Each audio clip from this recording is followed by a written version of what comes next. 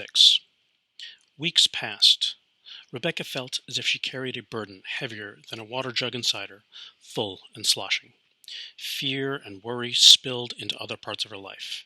She tried to eat less so she wouldn't get too heavy for her ankles, but her stomach groaned and complained. She was distracted at school, imagining herself as a grown woman crawling on the ground, spotted with cow dung, people spitting at her and calling her hardly human for the rest of her life. Perhaps she could get a wheelchair, or Papa could make her one from bicycle tires and a chair. But her life did not consist of shiny flat floors like they had in the clinic. There were dirt roads with potholes that turned to muck in the rainy season, doorways that were too thin for a chair to fit through, and a big stone step that led into the house. Even if a wheelchair worked in her world, she would still need someone to push her around. She could not lift her arms and make them spin the wheels. She must continue walking. She must!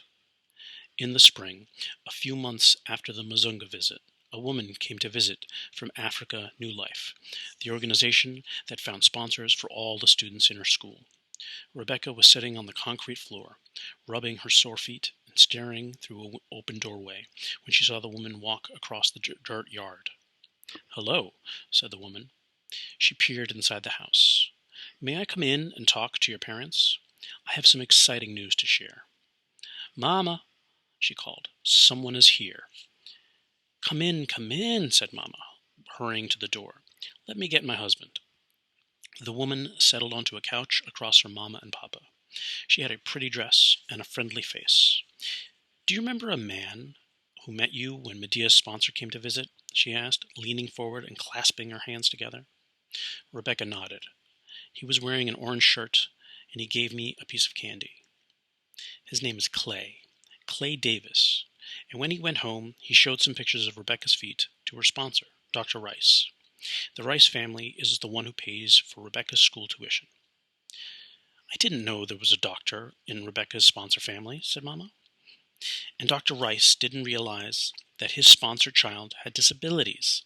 He has arranged for doctors in America to examine Rebecca to see if they can help correct her feet." Mama's mouth fell open, and Papa rubbed his bald head. "In America?" asked Rebecca. "If the doctors decide they can help you, they will treat you for free," said the woman, turning to Rebecca and smiling. "And you can stay with the Davis family while you are in America." "Doctors told us before that they could help Rebecca, but they couldn't," Mama said, shaking her head. "Nobody is making any promises," said the woman, "except to examine her feet. They will only treat Rebecca and do surgery if they think it will work. They have to see her before they can decide." "Surgery?" asked Papa. "Maybe," said the woman.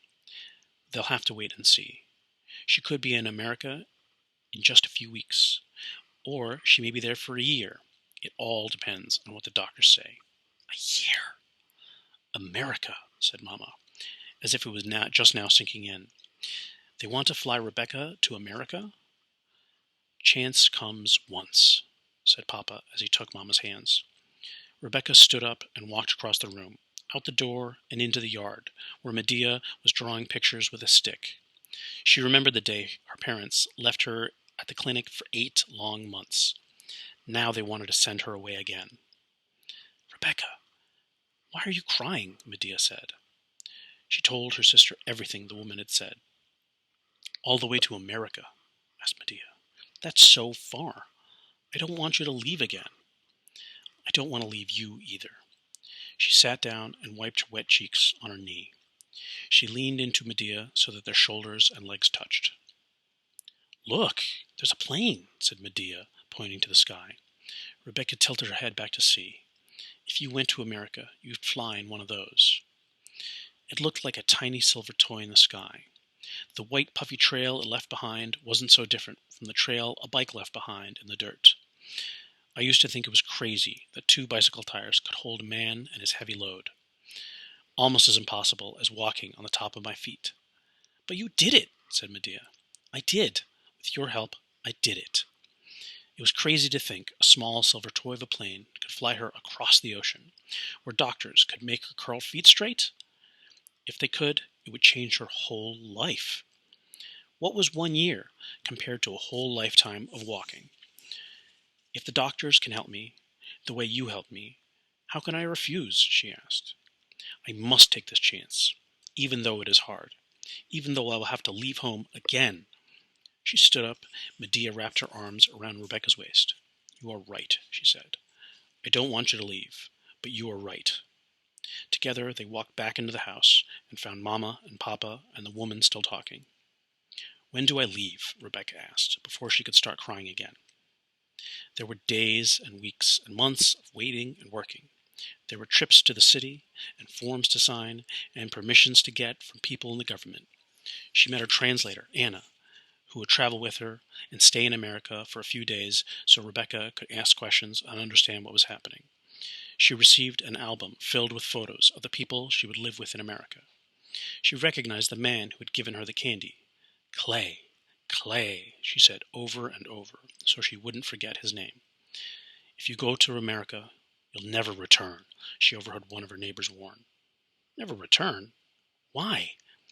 Rebecca felt panic begin to rise, making it hard to breathe.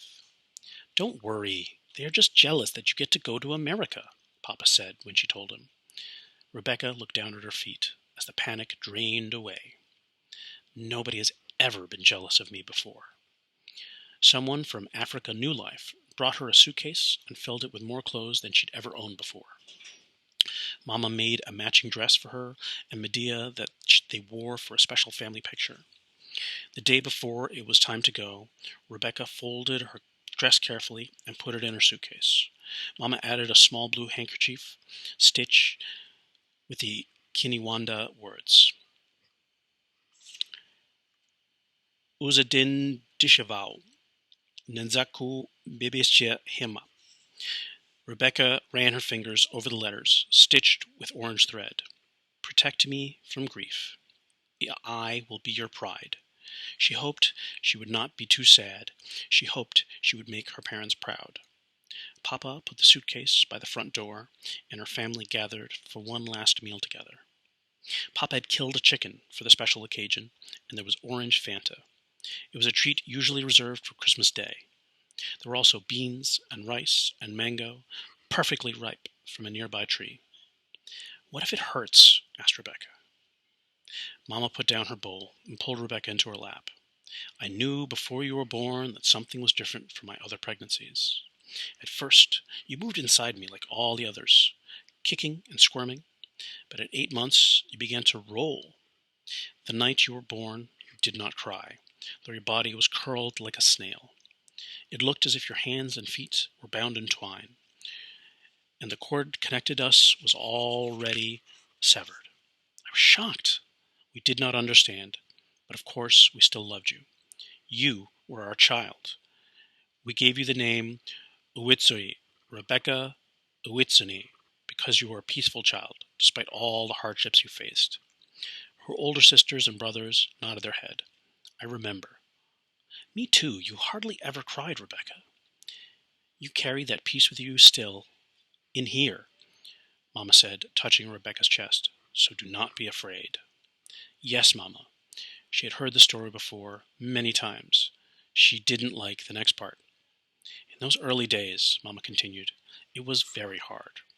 The neighbors told me that I should wrap you in a blanket so tight you couldn't breathe. They told me to leave you by the side of the road and let you die. Papa shook his head and clucked his tongue. Rebecca waited for the next part, her favorite part. I couldn't do it. I looked into your eyes, and I knew that you deserved a chance at life. Rebecca leaned closer to Mama, thankful to be alive no matter what her feet looked like. Mama hugged her tight and rocked her like she was a baby. You lived for a reason. You taught yourself to walk, and now you will do this new, hard thing, leaving your family to go to America at 9 years old. It may be scary and painful at times, but it will be wonderful too. Store up all your new stories inside yourself, Rebecca. Bring them home to us. I can't believe you leave tomorrow, said Medea. Neither can I.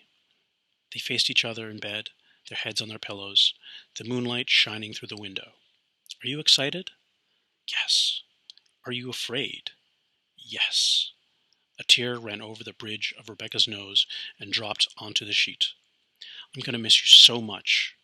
I'm going to miss you more." They were quiet after that. Rebecca listened to Medea's breath slow down. When she turned over in her sleep, Rebecca snuggled close to her little sister, memorizing her shape and her smell and the sound of the Rwandan night outside.